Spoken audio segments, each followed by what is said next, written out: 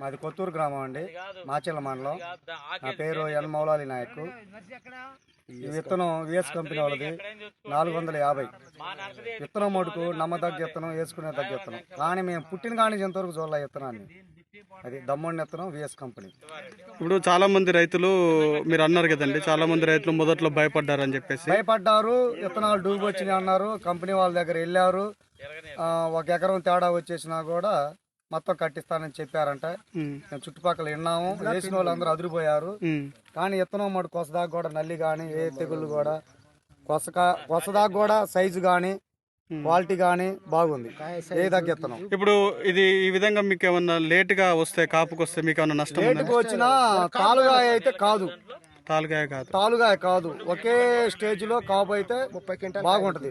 ఒకే కోతకు వచ్చేసి 20 క్వింటల్ అయితే ఒకే కోత.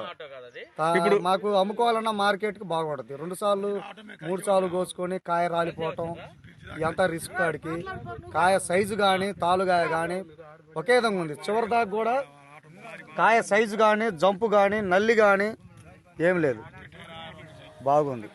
ఓకే, ఇప్పుడు ఈ రకాన్ని మీరు మిగతా రైతులకు కూడా చెప్పగలుగుతారండి? అసలుగా ఇప్పుడు మా ఇంట్లోది కాదండి, తయారు చేసింది కంపెనీ వాళ్ళు కదా.